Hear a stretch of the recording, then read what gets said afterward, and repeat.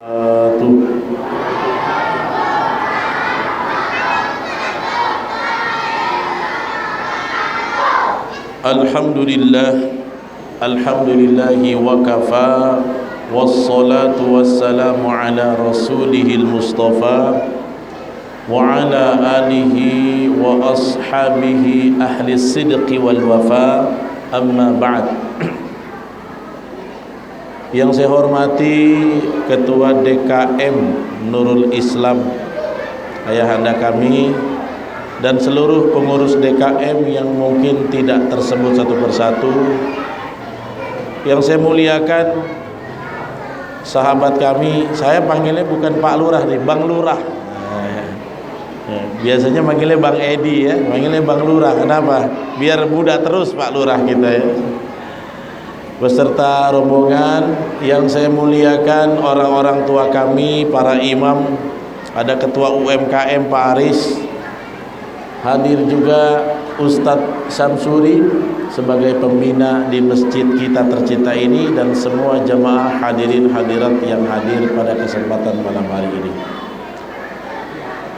Jemaah sekalian, kalau kita berbicara tentang Maulid Nabi sallallahu alaihi wasallam, maka kita sedang membicarakan satu sosok figur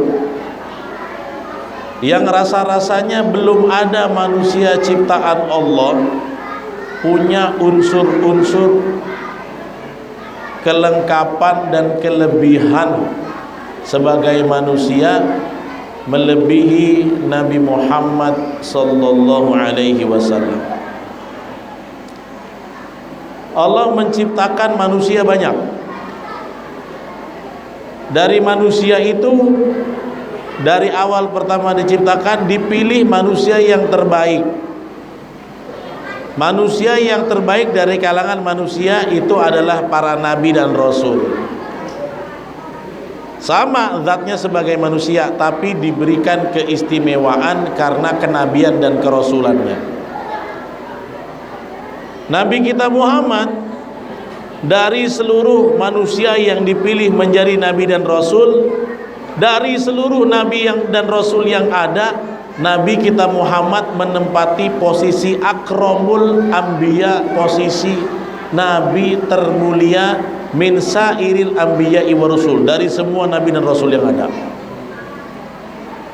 Jadi kalau kita bicara tentang profil nabi ini, kita sedang fokus kepada satu sosok manusia istimewa yang belum ada manusia terbaik kita jumpai dalam perspektif kita sebagai seorang muslim. Nggak ada lagi. Dan ketika kita sedang memperingati Maulid Nabi, wajib kita bersyukur kepada Allah. Kenapa? Karena sesungguhnya ketika kita sadar kita sebagai umat Nabi Muhammad, itu berarti kita sedang mendapatkan nikmat yang besar, Bapak Ibu. Yan. Apa nikmat yang besar dari Allah itu? Oh, datang ke anak-anak itu, kamu tenangin bising kalian ke belakangnya. Umat-umat terdahulu itu semua kepengin jadi umat Nabi Muhammad. Bahkan nabi-nabi terdahulu itu kalau boleh mengajukan proposal kepada Allah, Pak, mereka para nabi itu pengen jadi nabi terakhir. Nabi Musa, Nabi Nuh, Nabi Ibrahim, dan nabi-nabi yang lain, semuanya dalam kitab-kitabnya mereka tahu bahwa nabi terakhir akan menjadi nabi yang paling mulia. Maka mereka kalau bisa mengajukan proposal supaya mereka jadi nabi terakhir. Tapi Allah katakan apa? Tidak bisa. Nabi terakhir sudah ditetapkan. Bahkan ketika dunia ini akan diciptakan, Allah sudah definitifkan nabi terakhir adalah nabi yang paling mulia. Dia itu akan menjadi penghulunya para nabi. Itulah Nabi Muhammad sallallahu alaihi wasallam. Makanya salah satu doa Nabi Isa, kalau aku ya Allah tidak bisa jadi nabi terakhir, minimal jadikan aku ketemu dengan umat terakhir, jadikan aku umat terakhir. Dan Allah ijabah, nanti Nabi Isa akan turun di akhir zaman, menemani Imam Mahdi. Bahkan dalam hadis yang sahih, Nabi Isa lah yang akan membunuh Dajjal di akhir zaman. Itu hadisnya sudah disepakati oleh para muhadditsin. Nggak bisa jadi Nabi akhir, minimal aku nanti ketemu jadi umat Nabi akhir. Walaupun yang jadi imam tetap Imam Mahdi, karena beliau dzurriyyatnya Nabi SAW. Jadi banyak Nabi terdahulu, bahkan umat terdahulu kepingin menjadi umat Nabi Muhammad. Banyak yang pengen. Nabi Ibrahim saja pernah meminta, ya Allah, jadikanlah aku Nabi yang paling mulia, itu tuh yang paling terakhir. Tapi kata Allah, tidak bisa. Aku sudah tetapkan Nabi terakhir sudah ada. Kalau gitu jadikan aku menjadi umat Nabi Muhammad, Nabi yang terakhir itu. Tidak bisa, karena yang minta sudah ada, Nabi Isa. Akhirnya kata Ibrahim apa? Kalau tidak bisa jadi Nabi akhir zaman, jadi umatnya, minimal ya Allah, jadikan aku disebut-sebut oleh umat mulia yang di akhir zaman itu. Nabi Ibrahim saking kepengennya kemuliaan umat akhir zaman, beliau minta supaya namanya disebut-sebut oleh umat akhir zaman. Dan sekarang telah ditakdirkan Allah, setiap kali sholat nama Ibrahim harus Anda sebut dan baca. Makanya kita kenal namanya sholawat Ibrahimiyah. Allahumma sholli ala Muhammad wa ala ali Muhammad kama shollaita ala Ibrahim. Kalau nggak sholat, nggak baca ini, bisa terancam keabsahan sholatnya. Pernah nggak terpikir kenapa nama Ibrahim muncul di sini tiba-tiba? Pernah nggak terpikir kenapa ya? Kita kan sholat syariatnya Nabi Muhammad, tapi kok ada doa kita harus menyebut Allah kama barakta ala Ibrahim wa ala ali Ibrahim. Muncul di tasyahud akhir dan tasyahud awal. Tasyahud akhir lah ya kita baca ya. Kenapa Bapak Ibu begini? Karena semua orang mendambakan ini jadi Anda semua.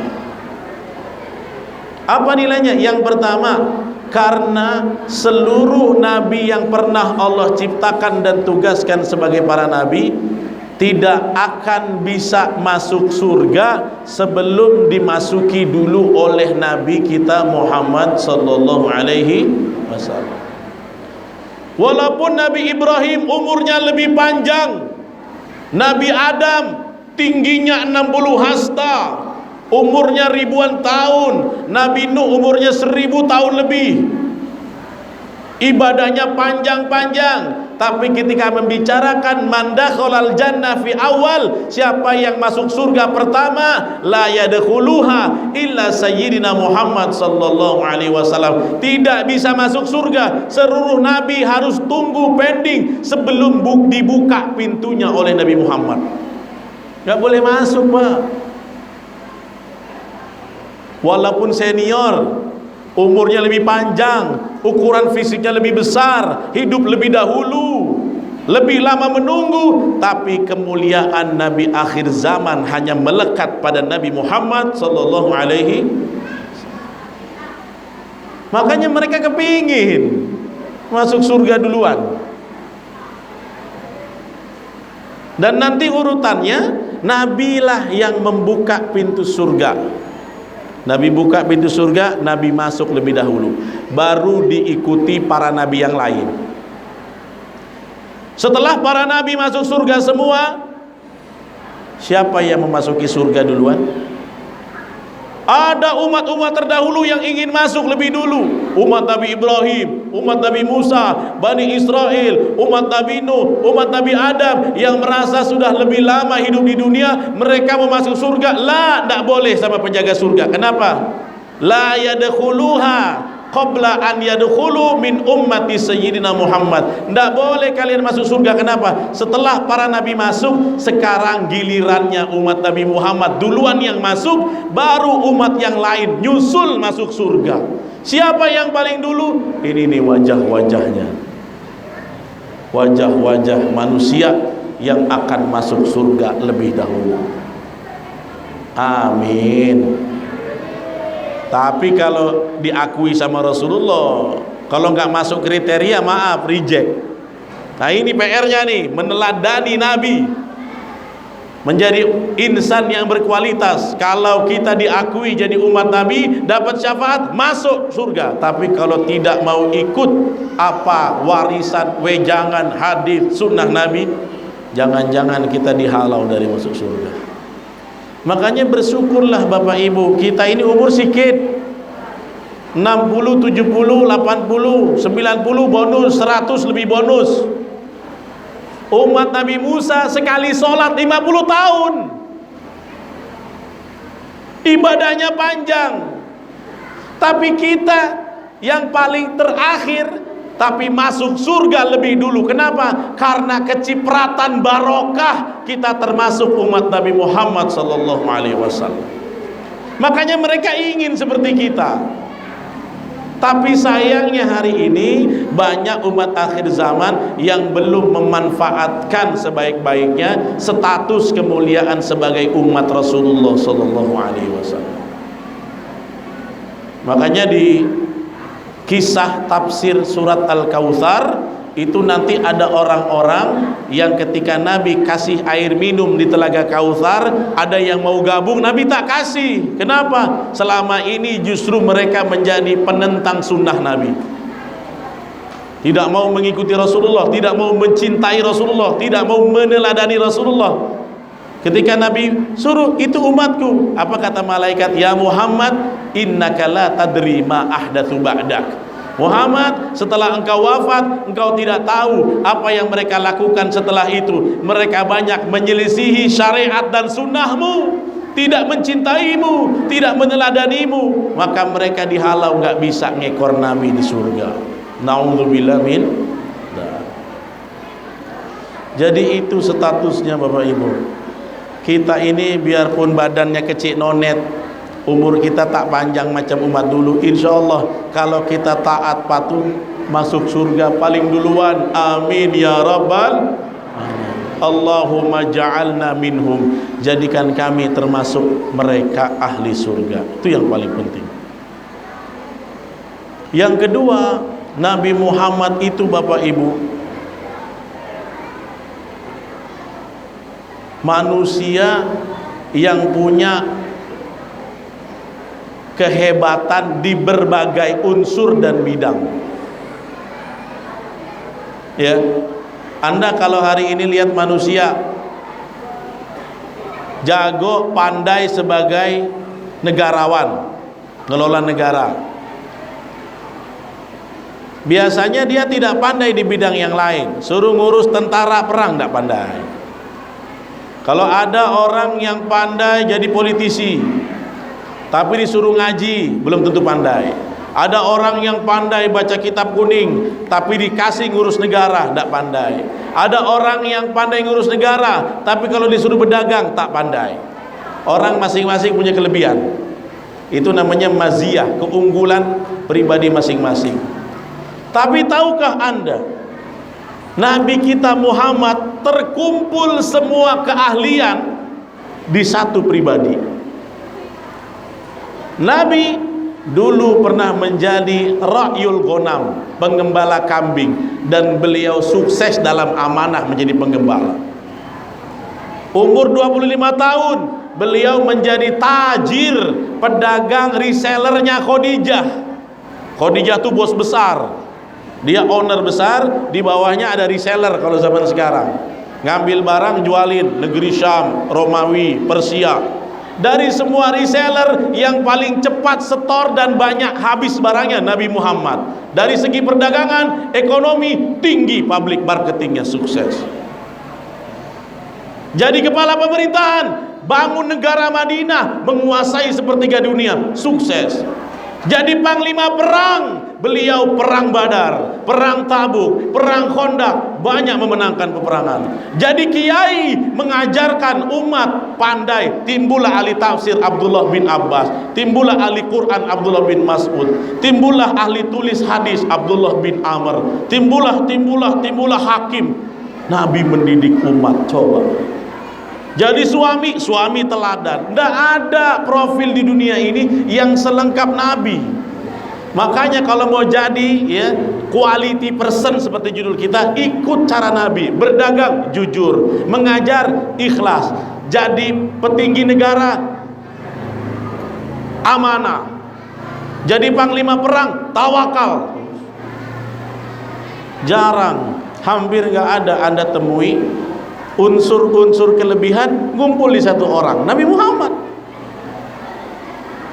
Ya, Ustadz Riza pandai baca kitab, baca Quran pandai, tapi suruh perang belum tentu aku pandai. Kita kenal Pak Gatot Nurmantio, Pak SBY ahli strategi perang, suruh baca kitab kuning, pening juga beliau. Tapi Nabi Muhammad jadi kiai, yes. Jadi pemimpin, yes.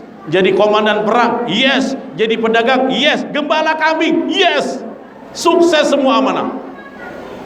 Makanya betullah judul ini, kalau kamu pengen jadi quality person, teladani beliau dari semua aspek. Kalau berdagang, kalau mengajar, kalau diberi jabatan, kalau diberi amanah, kalau memimpin negara, semuanya lengkap di diri Nabi. Makanya 20 kali maulid tidak cukup membicarakan Nabi, nggak cukup. Terlalu banyak hikmah, terlalu banyak unsur-unsur keagungan pribadi dan akhlak dari sisi Rasulullah SAW.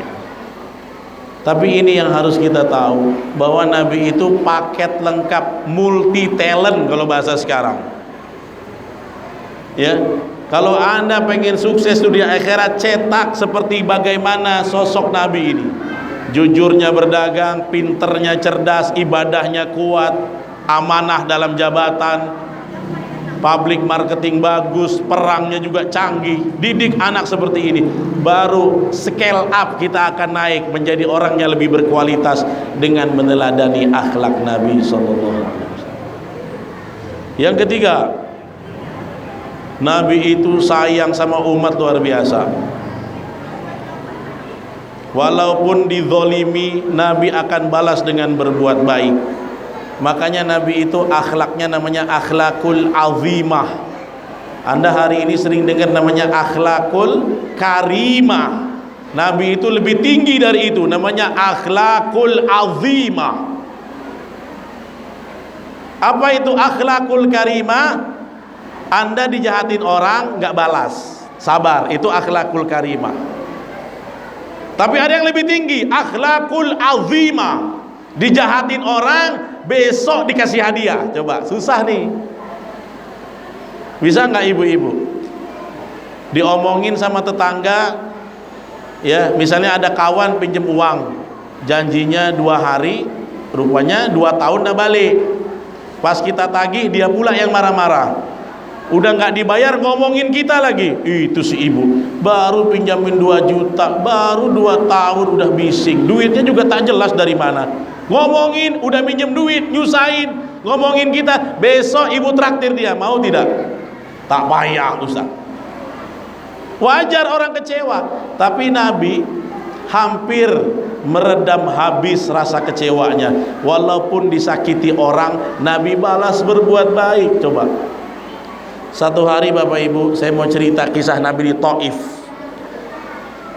Jadi di tahun 10 kenabian, ketika Nabi mulai ditentang oleh warga Mekah, orang-orang kaumnya sendiri, Nabi mencoba untuk mendakwahi jirannya.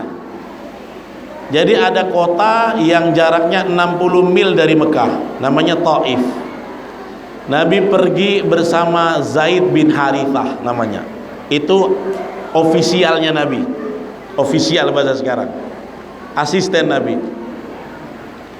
Kenapa Zaid? Kalau orang Mekah tak mau lagi dengar cakap dakwah kita, coba kita dakwahi jiran sebelah. Mana ya Rasulullah? Kota Taif. Naik apa kita? Jalan. Ya Rasulullah, fa innaha situna milan. 60 mil loh kota Taif. Nggak apa-apa kita datang. Mana tahu kita bisa selamatin mereka yang hari ini nyembah batu, nyembah berhala. Kita dakwahin, mudah-mudahan mereka mau nyembah Allah. Pergi Nabi 60 mil ke kota Taif, jalan kaki, nggak diundang, nggak dikasih amplop, jalan Nabi. Untuk apa? Nyari untung, dagang tidak. Nabi mau menyelamatkan orang Taif yang syirik menyembah berhala. Maka sampai kota Taif, Nabi keliling bainal qabail. Kalau bahasa sekarang, RT RW didatangi semua, paguyuban didatangi semua, dikenalkan tentang Islam. Apa yang Nabi katakan? Inni rasulullahi ilaikum khasah wa ilan nasi amah qul la ilaha illallah tuflihun. Aku adalah Nabi yang diutus oleh Allah secara khusus kepada orang-orang Arab, secara umum kepada seluruh manusia. Aku mengajak kalian, katakanlah syahadat, sembahlah Allah saja, maka kalian akan selamat dunia dan akhirat. Nabi datang 1, 2, 3, 4, satu kampung, satu RT, satu RW, sama Zaid 1 pekan, 7 hari Nabi keliling, tidak ada satupun orang yang menerima dakwah Nabi. Satu pun tidak ada.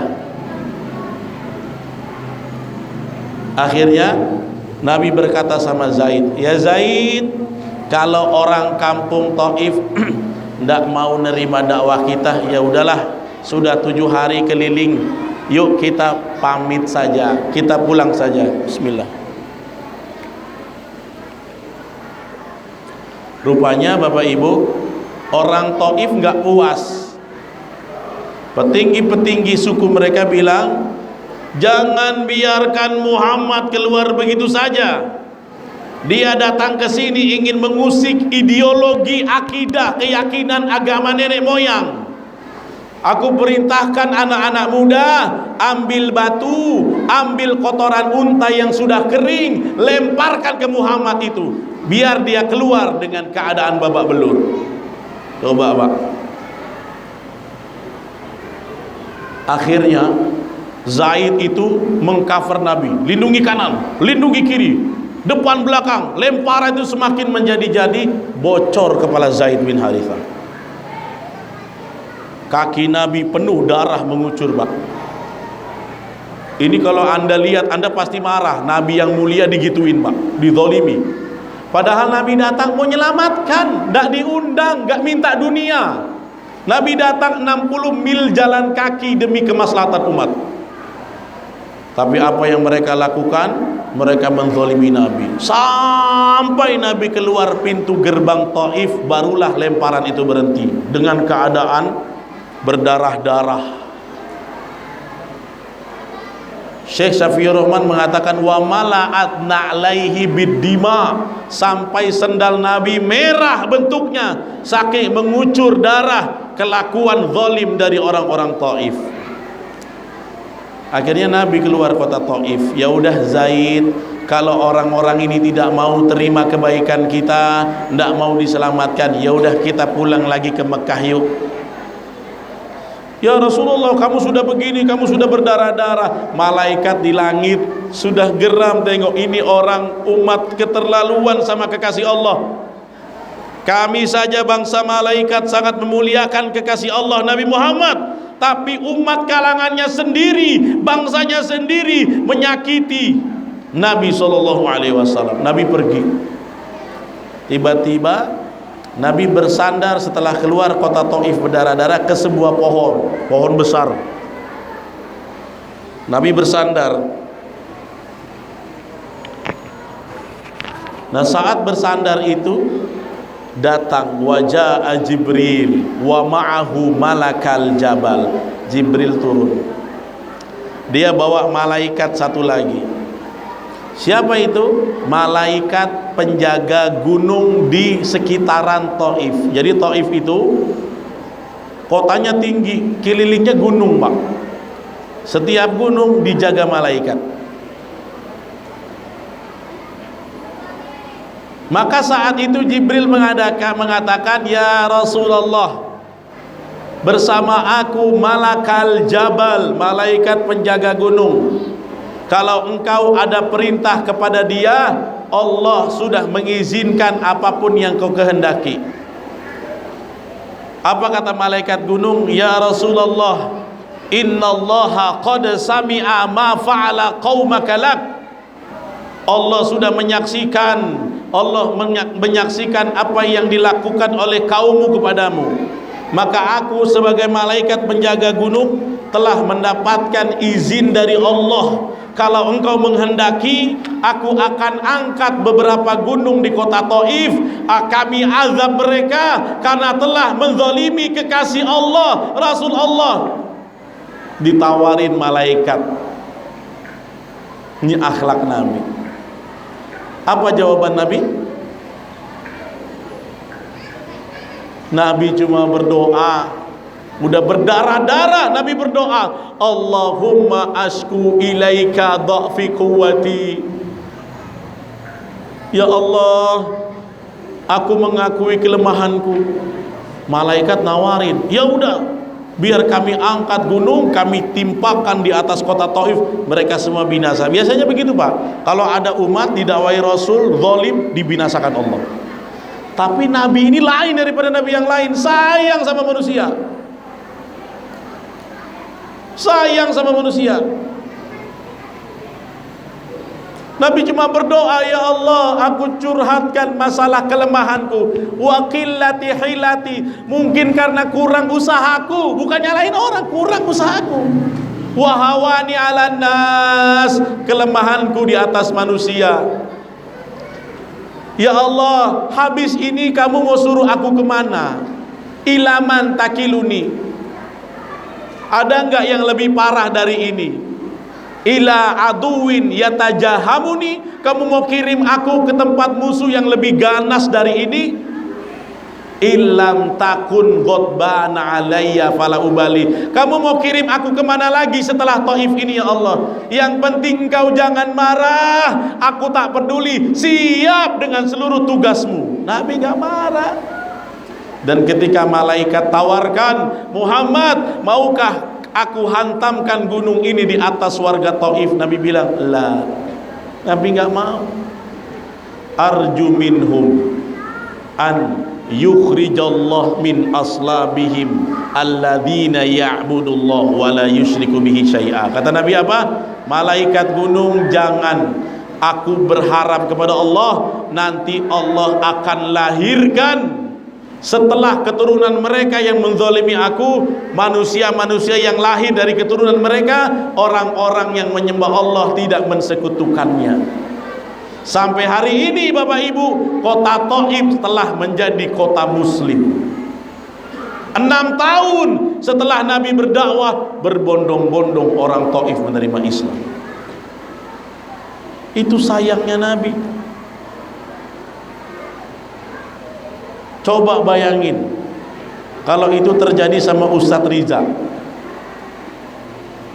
datang ke Masjid Nurul Iman, nama kampung kita apa?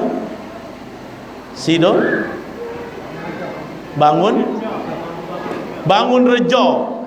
Datang saya ke Bangun Rejo, mau ngapain? Mau ceramah, bagi-bagi ilmu.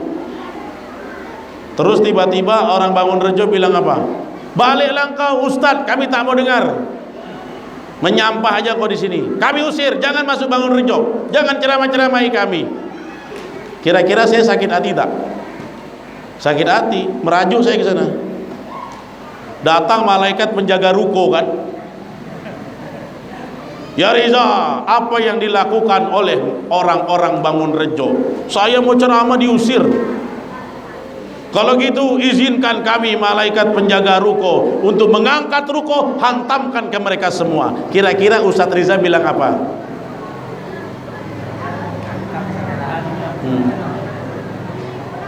Ini kalau mau tahu akhlak Nabi, nggak bisa ditanya. Kalau Ustadz Riza ditanya itu, bagaimana ya Ustadz Riza, apakah kita akan azab mereka? Sikat, pasti saya bilang. Sikat. Kenapa? Itulah luasnya hati Rasulullah, sayang sama umat. Mikirin jangka panjang, yang penting umat kenal Islam.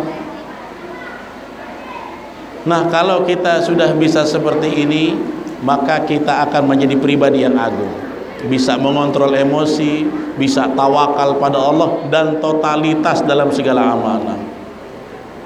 Ya, Bapak Ibu sekalian, inilah bagaimana kita harus meniru akhlak Nabi sallallahu alaihi wasallam. Kalau kita bisa menirunya, maka Allah akan tinggikan derajat kita. Betul, ini judulnya dipilih sudah sangat pas. Teladani Nabi, kualitas kita naik. Kalau kualitas kita naik, ibadah pun makin naik. Kalau ibadahnya naik, rezekinya makin deras. Bukan cuma kualitas yang naik, rezeki, ma'isyah, kemudahan hidup akan diberikan Allah kalau kita betul-betul mau meneladani Nabi Muhammad sallallahu alaihi wasallam. Demikian yang bisa kami sampaikan. Terlebih dan terkurang mohon maaf. Saya mohon maaf tak bisa terlalu panjang. Tenaga tinggal sisa sikit. Ya. Dan saya mohon izin karena hari ini 4 tempat tadi saya ngobrol dengan Bang Lurah. Pagi-pagi saya di SMA 5. Siang-siang sebelum Jumat saya di Mantang khutbah bersama Pak Dharma. Habis dari khutbah Maulid Nabi sampai ke sini asar, maghrib tafsir di Al-Uswah, azan isya saya lari ke sini. Jadi inilah sisa tenaga yang ada. Saya mohon maaf kalau ada kekhilafan, kekurangan, tapi kalau ada yang benar, manfaat datang dari Allah. Kalau ada yang kurang karena kekhilafan kami, mohon maaf ya Pak Ketua, Pak Lurah. Ya, dan saya mohon izin Ustadz Samsuri, silakan lanjutkan acaranya. Ya, setelah doa kami mohon izin karena tadi pun bensin aja belum sempat diisi. Masya Allah. Tapi doakan sajalah, yang penting saya diberikan kesehatan, kekuatan untuk terus menebar manfaat buat umat dan masyarakat. Astaghfirullahaladzim, astaghfirullahaladzim, astaghfirullahaladzim, alladzi la ilaha illa huwal hayyul qayyum wa atubu ilaih. A'udzu billahi minasyaitonir rajim. Bismillahirrahmanirrahim. Alhamdulillahi rabbil alamin. Hamdan yuwafi ni'amahu wa yukafi'u mazidah. Ya Rabbana lakal hamdu kama yanbaghi li jalali wajhikal karim wa li 'azimi sultanik. Allahumma salli ala sayyidina Muhammadin wa ala ali sayyidina Muhammad. اللهم ربنا ظلمنا أنفسنا ظلما كثيرا وكبيرا ومن يغفر الذنوب إلا أنت فاغفر لنا مغفرة من عندك وارحمنا إنك أنت الغفور الرحيم. اللهم اجعلنا جميعا من أمة سيدنا محمد صلى الله عليه وسلم. اللهم ارزقنا jami'an syafa'atan min Rasulillah sallallahu alaihi wasallam yaumil qiyamah. Allahumma arzuqna jami'an murafaqah ma'an nabiyyina Muhammadin sallallahu alaihi wasallam fil jannah ya arhamar rahimin ya dzal jalali wal ikram. Rabbana atina fid dunya hasanah wa fil akhirati hasanah wa qina adzaban nar. Subhana rabbika rabbil izzati amma yasifun wa salamun alal mursalin walhamdulillahi rabbil alamin. Taqabbalallahu minkum